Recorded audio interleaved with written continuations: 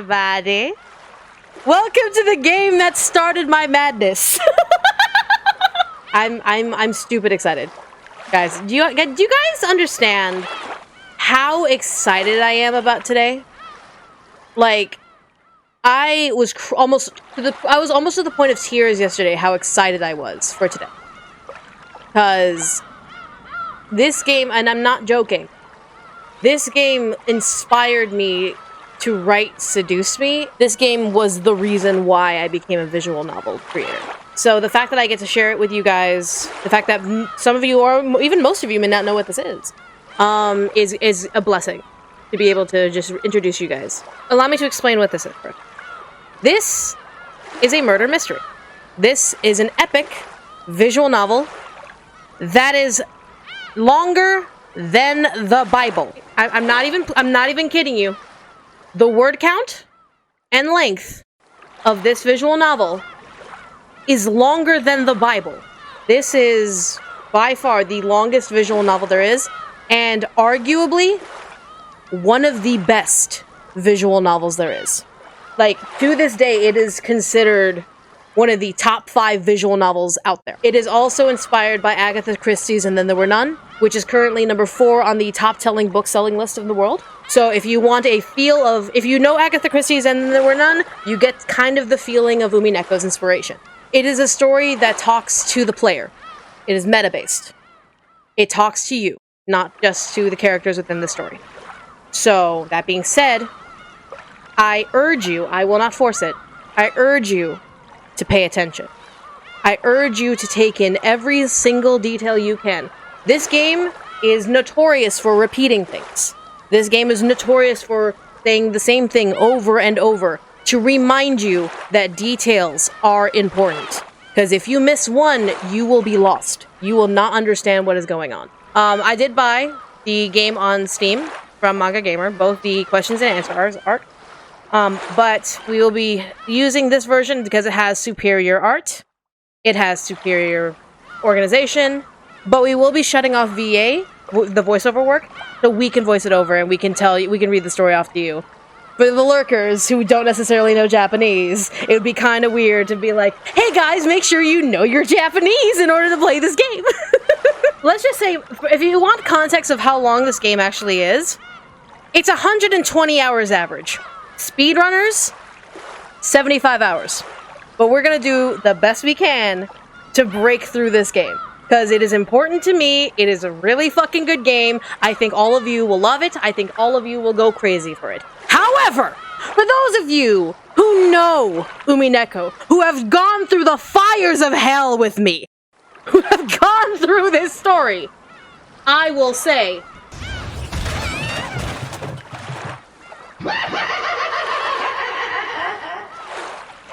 don't spoil the game. If you try to ruin the experience for my chat, I will personally fuck your mother in front of you.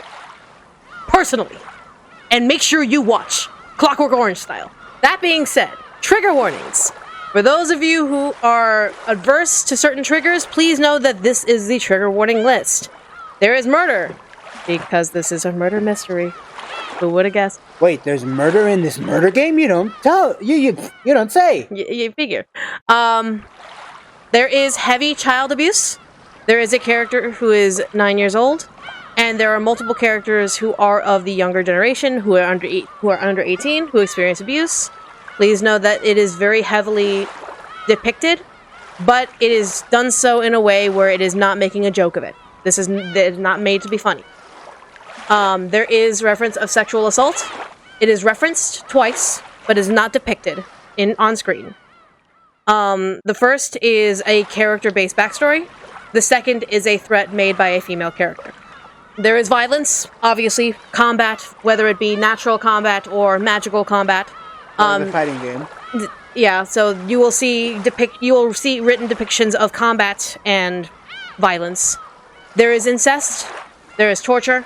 There is cannibalism, there is body mutilation, depictions of death and harm, including hanging by the neck strangulation, generational trauma, and body dysmorphia. So there are all of those trigger warnings, so please know that if anything makes you uncomfortable, please step away from the stream in self-care. As a reminder, don't fucking spoil the game. Or that's gonna be you. Alright, episode 1. Welcome to Rokanjima. The Golden Witch extends you her heartfelt greetings. Before anything else, please make yourself at home. There is nothing to think too deeply about. Just be silent and take in the events, in their entirety, as they unfold. That is all that is asked of you.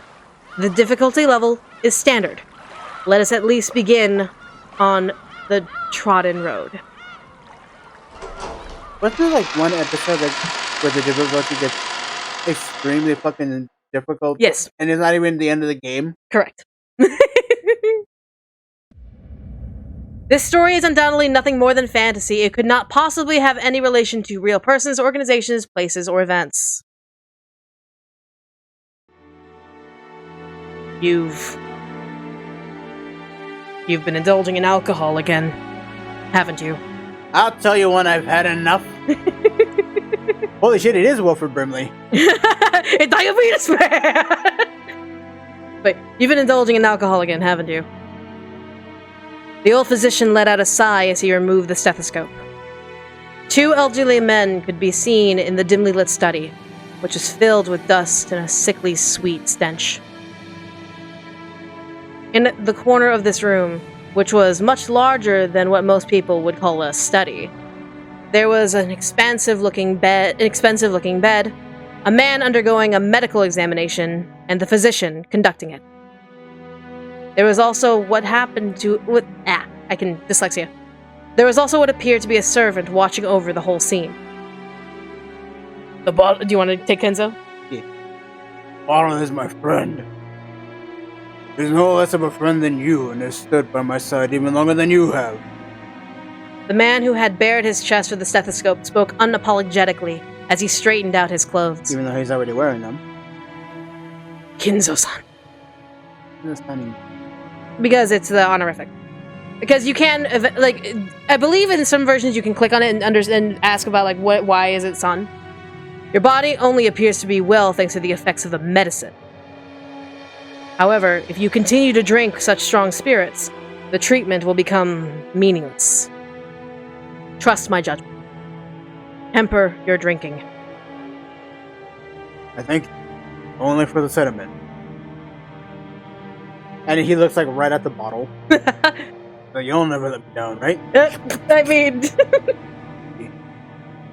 Another glass. Water it down. That way Nanjo can save face. He's not drinking vodka. Are you quite sure? After eyeing both the master who demanded the alcohol and his doctor who forbade it, Genji, the old butler, silently gave a slight nod and carried out his master's orders faithfully. Now he looks like a dark liquor drinker. Nanjo, the man's personal doctor, let out a deep sigh once again as he watched the butler busy himself along the liquor cabinet. There was a smell filling up the room. Its sweet, poisonous aroma felt as though it melted the heart, if not the soul itself. It was the smell of that venomous green drink that the man couldn't bring himself to part from. Absinthe. Ooh. Sorry, I'm also eating something. Nanjo, you were my close friend of many years. I'm deeply grateful for all that you have done to keep me alive this long. I have done nothing. After all, you never listened to my advice as your physician. So why did I even hire you? There you go, you did the laughing for me. And you never listened when I warned you about a mistaken chess. Rare even. Yeah, because, you know, a game of chess is equal to your own fucking life. My lord. Thank you. I wouldn't die if I ran out of your medicine, but I would if I ran out of this. With one eye on Nanjo, who had his face set in a resigned expression, Kinzo took the glass that Genji was holding out to him. There were probably very few people who could associate the venomous color which filled the glass with an alcoholic beverage. Alright, hold our meeting. Nanjo, be honest with me. How much time do I have left? 2 minutes. Well, now, how short must I make it to get to you to stop drinking? Nanjo once again let out a sigh of resignation. As he watched Kinzo down the glass regardless, he spoke. You don't have much time. What precisely do you mean by that? Let us illustrate it with the chess game here. You are closing out the game quite well, but I do not ultimately see you cornering my king. Nanjo's gaze was directed at a side table with a stately chess set placed atop of it. Judging by the positioning of the pieces, the match was well into the endgame. The black rook and bishop were cutting deeply into the enemy lines. The white king had already been castled and cornered, so that even an amateur could see that the match would reach its conclusion before long. Every time Nanjo came to give a medical examination, both of them would make a few moves. Nanjo was stating with confidence that Kinzo would most likely fall into its eternal sleep before this game could be concluded. These were less the words of a physician than they were the words of an old friend. You checking how many moves? I'm checking to see.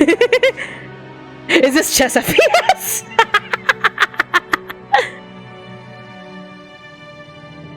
Were you a normal patient? I would...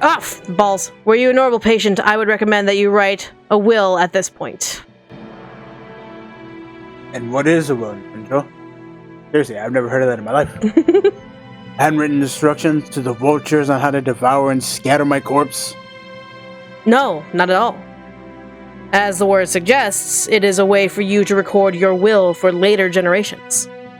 It is far more than just a means to divide up your inheritance. Oh.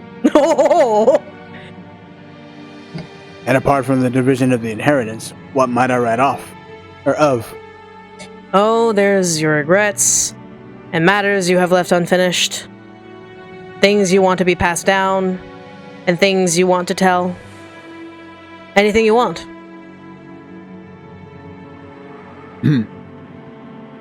Things I want to be passed down and things I want to tell. Ridiculous. I, Ushiromiya Kinzo, have not one thing I want to tell or leave behind. I was born with nothing. I will die with nothing. There is nothing I wish to leave to my foolish children.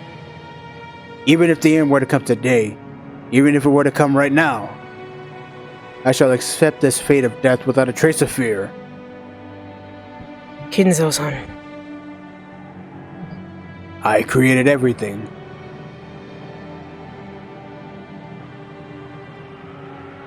My fortune, my prestige, everything. Those were built up by me and will be lost along with me. There is nothing I wish to leave behind. Nothing! After I am gone, I care not if all of it goes to waste. I desire no tomb, no coffin. Just burn me right here and now. Those were the terms of the contract I made with the witch. When I die, everything will be lost. That has been part of the promise since the beginning, and that's why nothing will be left behind. There is nothing I can leave behind. After reaching a furious crescendo, Kinzo suddenly slumped over. His expression was limp and feeble, as though an evil spirit had possessed him and then left. Oh, he fucking did. Oh, never mind. However, I do have one regret. I have nothing to leave behind, but there's one thing I cannot leave undone. You would do well to write it down. Of course, it would be best if you could finish it before your time comes. However, even if the worst happens, those who come after you will carry it to completion. You must leave behind your regrets so that they can be resolved even if you are unable to do so yourself. That is the purpose of a will. When Nanjo tried to gently pat Kinzo's shoulder, the dying man flew into a sudden rage and batted away Nanjo's hand. That is no good. No good. No good. It must be done while I still live. At the moment of my death, my soul will be devoured by the demons of the contract and wiped out of existence. For me, there will be no peace or another world until after... Words. For me, there will be no peace or another world after death. That's why everything must be done before I go. That's why a will has no meaning for me.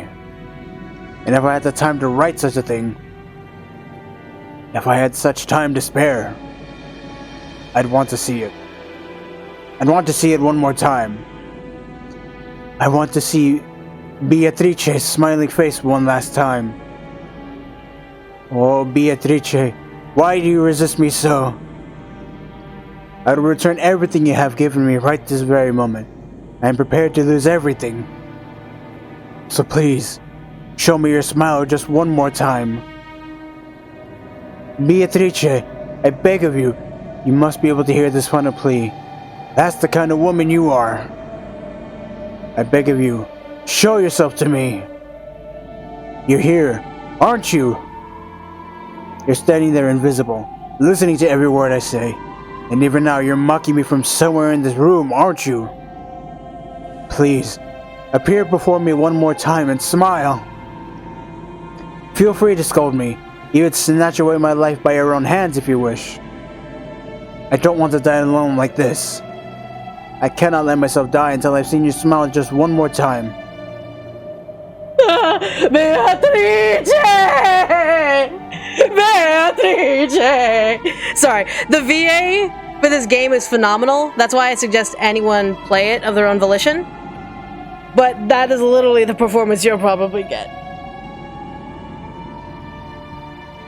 I offer up this life of mine. I offer it up to you. I'm begging you. I'm not screaming that. Beatrice! And yes, it's Beatrice. Specifically Beatrice. Now this is the intro that they have. Yeah, I'm pretty sure every character you see is like fucked up in some way or another. 100%. You are correct there. I will confirm that. You are correct. The first day, October 4th, 1986.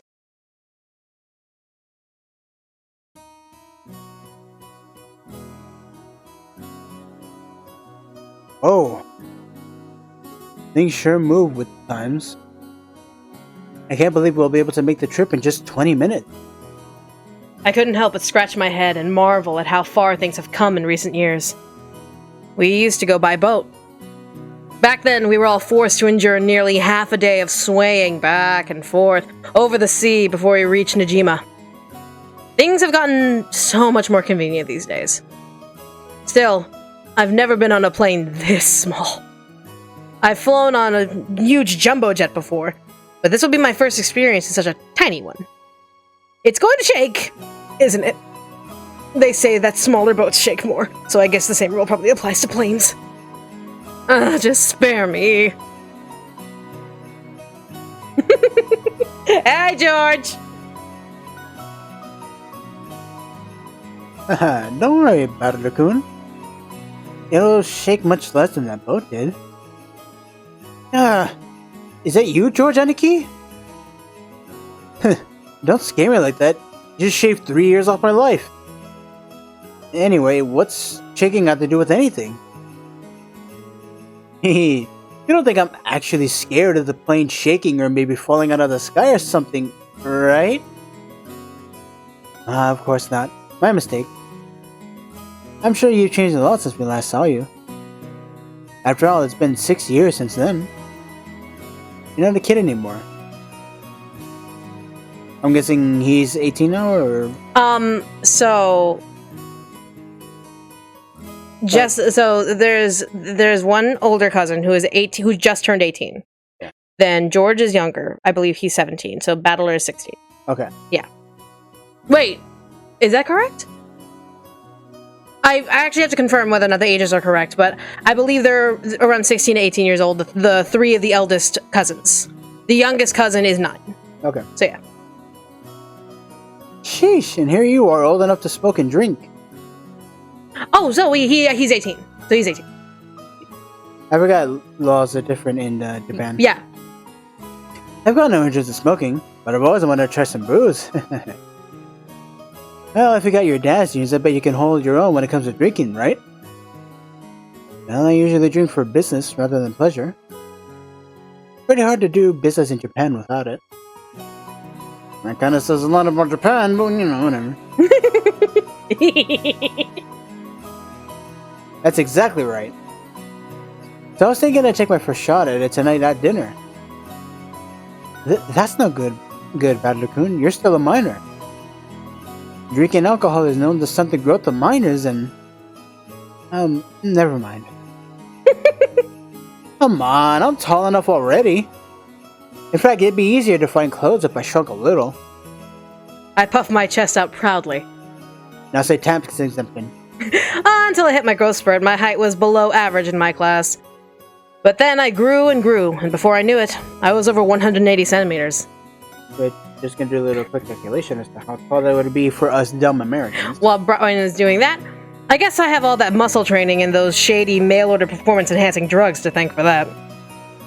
Before then, I'd never dreamed I'd shoot 10 meters above George Aniki, who would reach his peak height early on. 5'9". He is 5'9". Yes, they're very short. They're Asians. They're my people!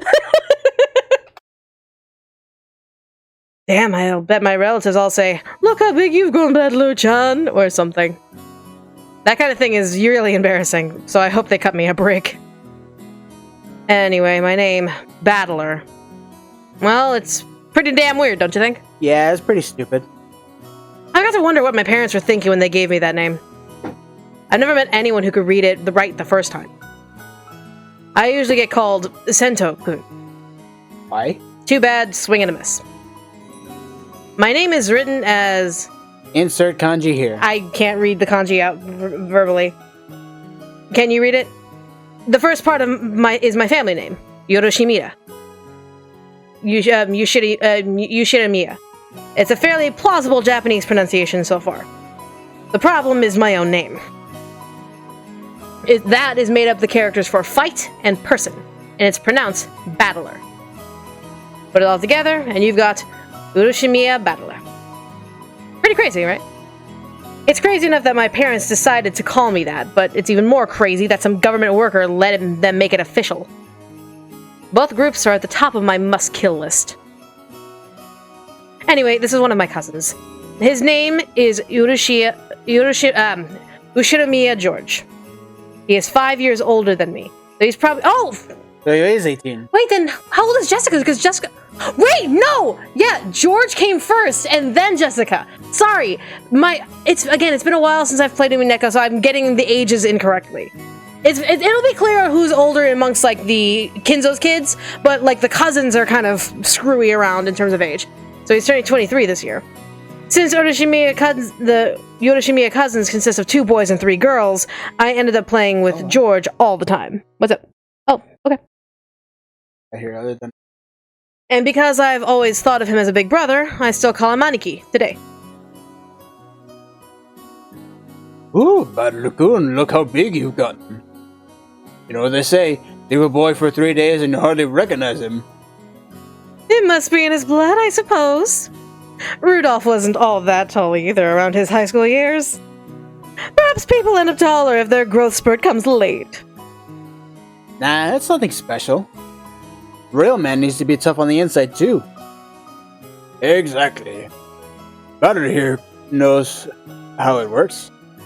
Real men win or lose based on what they've got on the inside. Can't ever forget to keep your training up and... Or can't ever forget to keep up your training and discipline. You do that, wait very alertly for the perfect woman and... woman. The perfect woman! You were right though!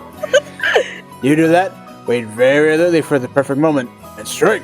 You're right, I've got lots of pee stored in my bones. Now, even I never dreamed that I'd become the company president I am today, master of my own domain. Yep, to think I've come this far after starting out penniless and ruined. This portly and slightly chubby man is George Aniki's dad, Uncle Hideyoshi. He's the husband of Dad's older sister. In other words, we're not blood related. He's nice to children, sociable all the time, even quick to give out some spending money to us kids. Simply put, he's an awesome uncle. He speaks with an odd and very noticeable Kansai dialect, seemingly of his own creation, but he's actually a natural-born Kanto man. Which So I don't know. He pertains to be Southern. Okay, good to know. Apparently leaving an impression that is everything in the business world. Will VODs be on YouTube? Yes. Apparently leaving an impression is everything to the business world, so speaking in a different style than other people is an act that makes him stick out more. However, I hear that he gets embarrassed when talking within an earshot of a real Kansai person, so he switches back to standard Japanese. I don't really get it, but he's definitely an interesting person. If only you weren't so quick to brag about your life story! That's enough for now, I think. I'm sure Battle-kun's getting real tired of it.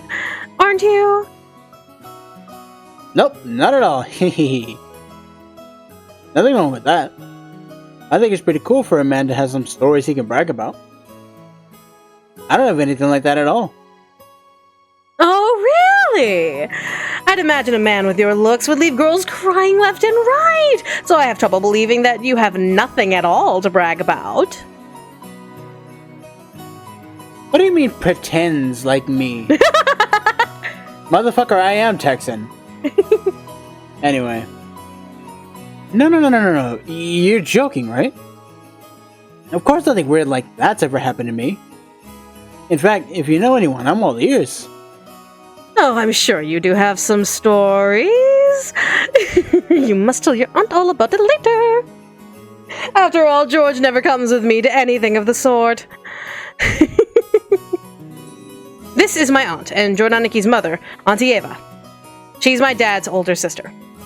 She and Uncle Hideyoshi are part of Jokers, or are a pair of Jokers, and they've always teased me back as far as I can remember.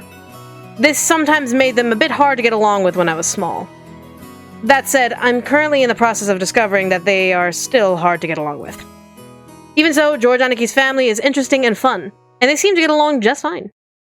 Sheesh, that's pretty much the total opposite of my family. Battle-kun, have you seen Rudolph-san? Huh? He headed off to the bathroom a while ago. I'm sorry, I just noticed this animation where his lips are opening up but his teeth are still closed. Yeah. So it's be sound like, is he still not back? Maybe the poor geezer dropped dead. I'm not... Numa eh? Namu. That's no way to talk about your own father. Still, this isn't the first time he's taken so long in the bathroom. Yeah, the guy's always been that way. Does he really have to take a magazine with him every time he needs to take a dump? Oh? What on earth might he be doing with those? Ehehe. Oh, you don't need to worry about that at all. As long as we're together, I won't be letting him do that on his own. Ehehe. Ooh, I'll have to get the juicy details later. Sounds like Dad got his balls in an iron grip. You know exactly what would happen if that man... You know exactly what would happen with that man if I didn't keep a tight grip, don't you? Oh, no kidding. You're the only one capable of reining in that old bastard. Is that his mom, or is it just like... You'll see. As a son, I'm more than happy to let you take over. Yes, leave it all to me. Stepmom? After all, that's my specialty. This woman is my dad's wife. Her name is Uroshimiya Kirie. As you can probably tell from our conversation, she is not my real mother. She is basically my stepmother. Oh, I know where this is going. My real mom died 6 years ago. Kirie-san is the woman my dad married afterward.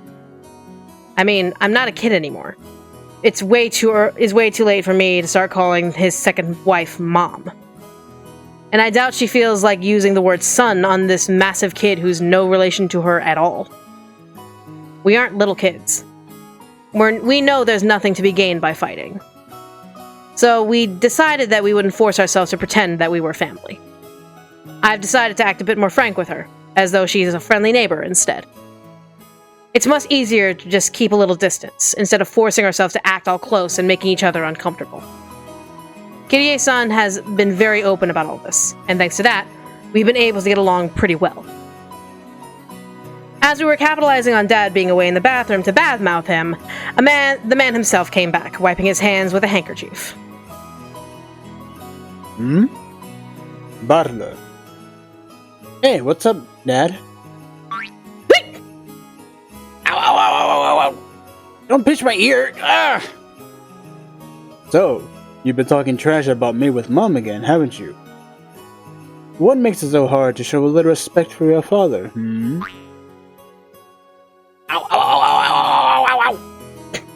Damn it, that hurts, you old bastard! Mr. Mir, all you want if I'm not gonna be able to fly? Ow! Come on now. Upwards, upwards, sideways, round in a circle, back the way, multiplier max out, with an extra times 2 on top. Now say, Father, please forgive me for being so rude. Like hell I will. Go find yourself some members-only store if you want it that much. Yeah, let go! This old bastard is my dad. I think I'm pretty tall, but Dad's about the same height. It's probably no surprise that Auntie Ava started talking about Dad's blood when she saw my height. By the way, my height isn't the only thing I got from him. It seems having weird names runs in the family. My dad's full name is written as such. Can you read it? No. Not many could, I'll tell you that. That mess of characters is pronounced Rudolph. Bullshit. You must hate Grandfather for giving him that name. Still, that's no reason to pass that weird naming tradition on to me. As the old bastard twisted my ear all over the place, Auntie Ava snuck up behind him and grabbed his ear. Hey, Rudolph! Don't take your frustrations out on your kid! That hurts, Aniki. The scene before me was a perfect realization of the trope of the older sister who deals out punishment to her prankster younger brother despite his size. I think that's good enough for now, Evani-san. I'll make sure to stretch out his other ear later on. Oh, my apologies. I must leave some pulling for you to do, Kirie-san. Rudolph! Make sure Kirie-san gives you lots and lots of punishment later on, alright? You're one to talk, Aniki. Bullying your little brother like that. Hideyoshi-san, I'd like to thank you very much for picking her up. If you hadn't been so generous, she'd still be unsold even in the store. She'd still be a single bitch. You have my gratitude and apology. Who are you calling unsold? After taking 2 or 3 steps back, Auntie Ava unleashed one of her beautiful high reverse roundhouse kicks, which stopped just a centimeter away from the tip of Dad's nose. After starting out with Tai Chi Chuan for her figure, Auntie Ava then developed an interest in the Chinese martial arts. After that, she went through karate, taekwondo, capoeira, and 700 dangerous-sounding words. And what is it she's learning now again? Well, anyway, they say a woman's weapons are in her lower body, and that's literally true for Auntie Ava. Rudolph! Did you know that a single direct blow to the side of the head like that would knock you unconscious? Yes. Not so long ago, I accidentally connected in a practice match, and my opponent was out cold! I forget, it's like when you hit the jaw, right? It's a temple. A temple. Yeesh, what a pain. Guess I have to apologize for her tendency to lash out with her feet, too. Dad, completely unfazed, shrugged and smiled ironically at Uncle Hideyoshi. Well, never had a brother or sister myself. You said it is fucking That is you are correct. No, you are correct. That is literally the epitome. Like, the Kansai accent would be comparative to, like, a southern accent. Leghorn. The when I see you two bicker with each other makes me feel all warm and fuzzy inside. For a reason, I have a big family and siblings. I said siblings. Oh, then why not consider making a little brother for George-kun? He's already a fine adult who's about to go off on his own, so it might be a good time to have another child. Hey, have a little sympathy for the new kid and all the pain and suffering he'd have to live through. I'm surprised even George couldn't turn out as well as he did after being born from this sinister sister of mine. What an awesome kid he is. Please share some of that with our blockhead of a son someday, will you? That's not how it worked. It's thanks to Eva Nisa. Thanks to Eva Neson's proper rearing that George Kun became the good, gentle kid he is now. Isn't that right, Nesan? Oh, come now! You think so? Alright, George still has a long way to go. By the way, how's your little Angie-san doing? Angie-chan doing? I heard she was vomiting? Oh, that's right. And I was hoping to finally see her face after such a long time. Is she alright? I say she alright? She often catches a cold when the seasons change. She's very frail. I did want to bring her along, but we decided to have my family look after her this time. I think that's a wise move. She'll be on the mend faster if she's not exposed to that toxic headhouse. A child's health is always more important than an adult's convenience, don't you think? I know some great medicine for robbing a colds like that. When we get back home, I'll send it right away. When we get back home, I'll send it over right away, so be sure to give her some. I said give her some. Just to clarify what's going on, Angie-chan is Battler's little sister. Okay. And she is not joining she's not joining the trip to the island that they're about to go on, because she is sick. Thank you very much, Hideyoshi Nissan. I'm always in your debt. And once the conversation suddenly veered off in that direction, we kids didn't have any chance of butting in. For now, I was just happy that Auntie Ava gave Dad his just desserts for tugging on my ear. Looks like we're still waiting for the weather report. George Aniki pointed at the counter. The pending weather clearance sign was still stuck next to the scheduled departure time for the flight, and we were scheduled to board. According to Aniki, smaller planes are more subject to winds and other effects of the weather, and it is not all uncommon for flights to be delayed because of that. Wait a second. It really isn't going to shake, is it? From down here on the ground, it just looks cloudy, not windy. Well, I guess it's different up there where the planes fly. The weather's a bit uncertain today. Auntie Ava was looking at a TV in the lounge. The weather forecast was being broadcast, informing us that a typhoon was approaching the Kanto region. A typhoon again? I guess we're doomed to these with the family conference being in October every year. Couldn't you choose a better season? I agree. I'd always hoped we could have it sometime around the Obon Festival in mid-August. In that case, why don't you suggest to Father and Nissan during the conference? Kanto Pokemon! Right, for real. I hate to break it to you, but Kanto was a thing before Pokemon. Mm-hmm. Very funny. Why don't you do it yourself? My brother would never listen to anything I suggested. No way. It doesn't really bother me that much to have it in October. You were the one who complained about the typhoon, so I said ask them to change it then. That's all. I only said that typhoons always come around this time of year. You're the one who said you wanted to move it to nearer to Obon. Well, you said it too last year. Didn't you say that it would be easier to fit your schedule if we had it near Obon? I've never said anything like that. Oh, yes, you did. I'm certain I wouldn't forget something like that. No, I didn't. You're the one saying that all the time. Are you aware? Stopping a kick just a hair's breadth away is a very high-level technique. Sheesh. Women your age should be more proper than that. Dad and Auntie Ava's argument looks no different than from a couple of brats bickering. I expect that's because, although they normally act as mothers and fathers, they turn right back into kids again when they meet their old siblings at these family conferences. You're the one who looks like a real adult, analyzing it all calmly. I hope I never turn out like that old bastard. I'd much rather end up as an intellectual adult like you, Aniki. Like me. Oh, I still have a long way to go. I still have very little experience out there in the real world, and I need to work on becoming more bold and sociable. I think you far surpass me on all of these counts, Madeline-kun. I'm sure you'll outstrip me fast enough when you become an adult. Why is this adult conversation something I can understand more than the actual adult conversations my father has with his friends? I mean, weird family, I guess.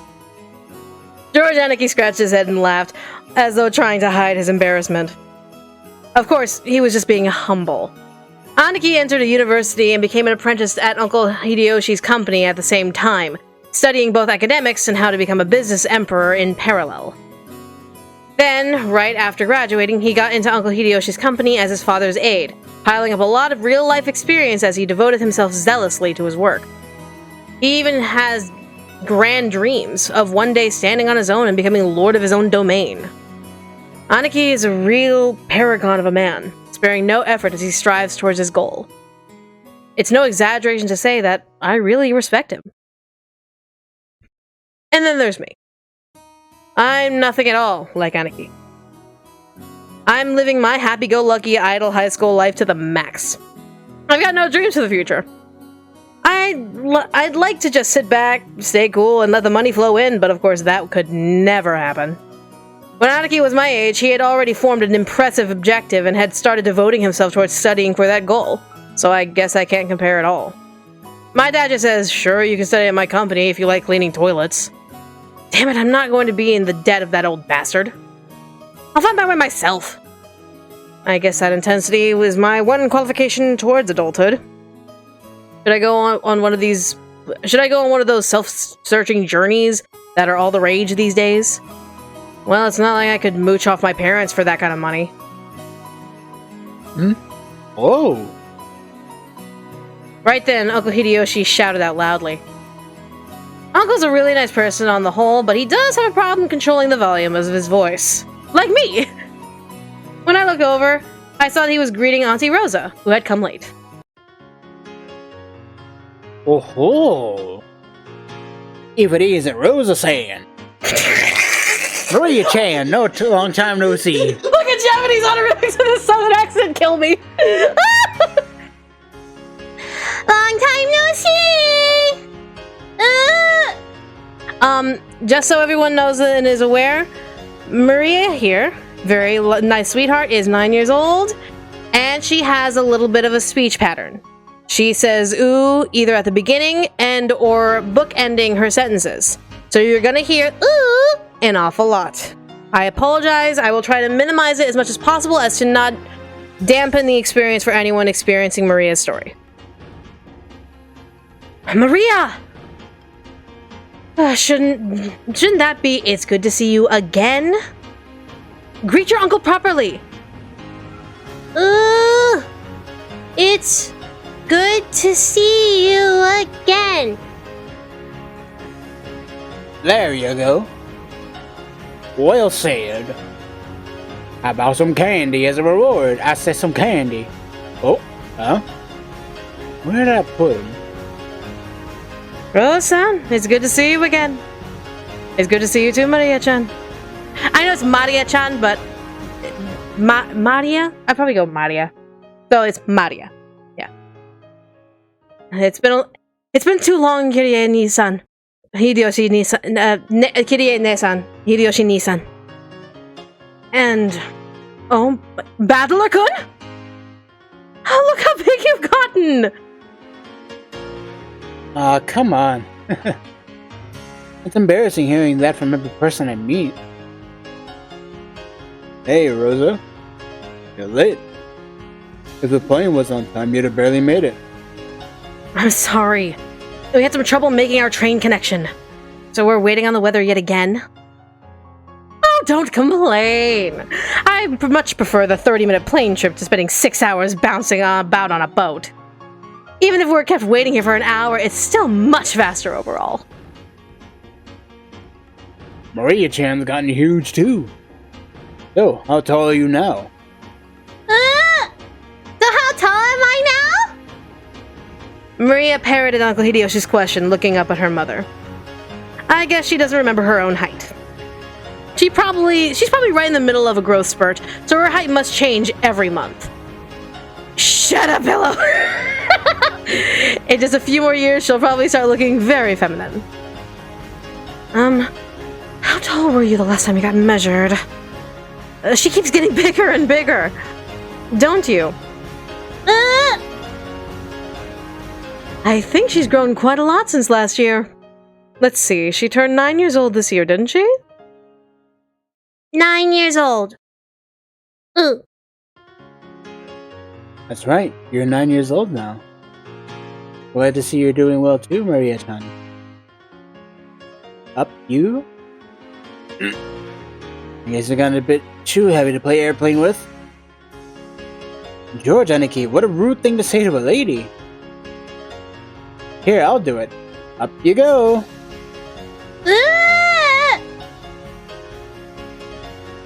When I went to lift her up in Aniki's place, Maria stiffened defensively, staring suspiciously at my face. Ah, that's right. The last time I met Maria, it was 6 years ago, and she was only 3 years old. Of course, she doesn't remember my face. Maria-chan, don't you remember? It's Battler-kun. You used to play together, remember? I doubt you'll have any luck. The last time she met Battler, she was only 3. You don't keep memories at that age. She must know everyone's face apart from mine because she meets them every year. But I haven't had contact with the Urashimiya family for about 6 years now. So it's no surprise that this 9-year-old girl doesn't have any memories of me. Even I can only barely just remember her being a 3-year-old crybaby. Maria, this is Battler Oni-chan, Uncle Rudolph's son. Understand? Uncle's son is... Uncle's the son...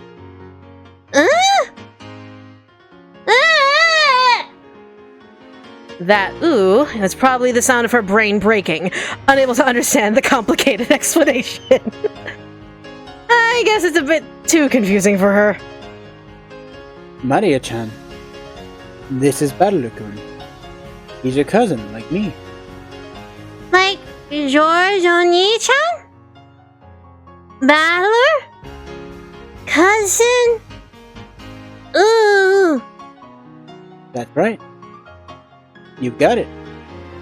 This part of Aniki is what makes me really look up to him. For someone who isn't married, he's just great at dealing with kids. I'm sure he'll be an indulgent father in the future. Battler Oni-chan? Maria looked straight at me with a questioning expression, as though asking whether it was alright to call me that. Yep, that's me, Battler. Nice to meet you, Maria. Battler! Maria! You mustn't address him without honorifics. Call him Battler Oni-chan. It's cool, Auntie Rosa. I don't sweat the small stuff. Right, Maria? We're buddies on a first-name basis. Us two, aren't we? Battler! Battler! Battler!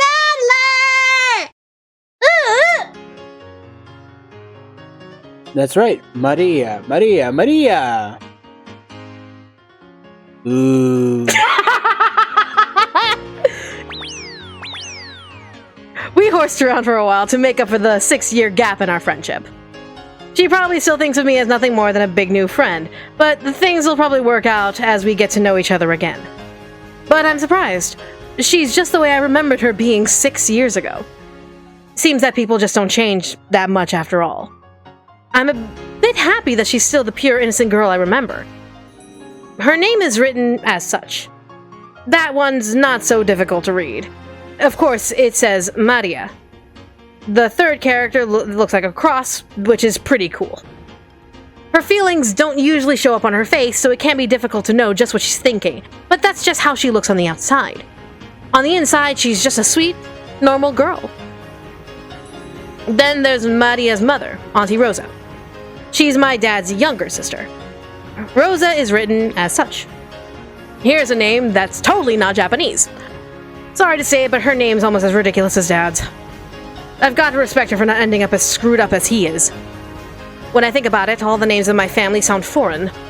that's just why is my father so obsessed with this? My grandfather so obsessed with this. Because of him, even us grandchildren have to put up with this weird naming sense. It's even more annoying since grandfather's own name is perfectly normal. Anyway, there's one thing about Auntie Rosa that's a relief compared to the other family members. That old bastard and Auntie Eva have this annoying urge to tease and mock people all the time. But even though she shares their blood, Auntie Rosa isn't like that at all.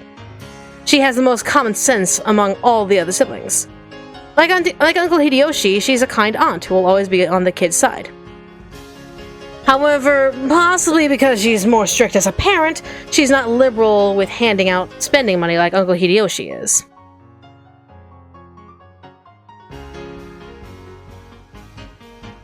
Alright, now we have the entire group of family members who are going to board the plane. As though it waited for all of us to gather, an announcement rang out through the lobby. Our apologies for the wait.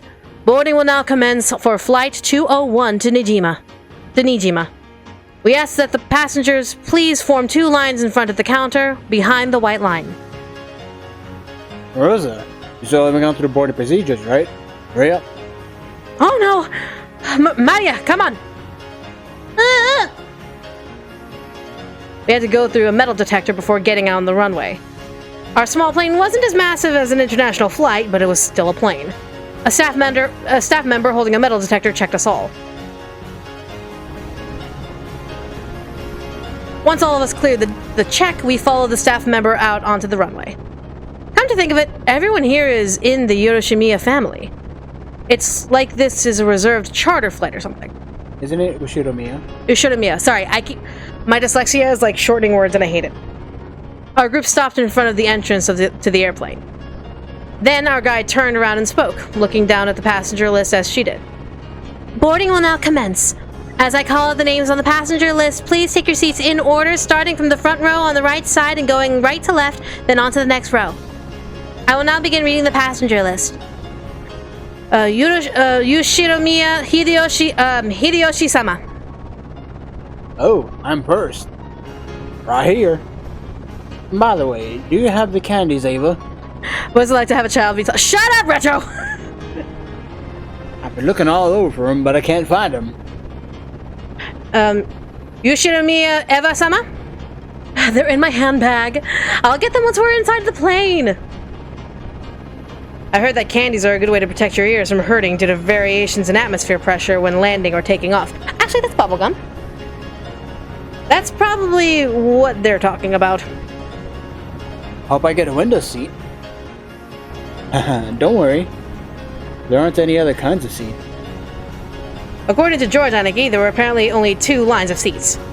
Yep, this is a small plane, alright. It really isn't going to shake, is it? Ushiromiya George-sama. Right here. Don't worry about it, Raccoon. It won't shake too much. Yoshiromiya Battler-sama.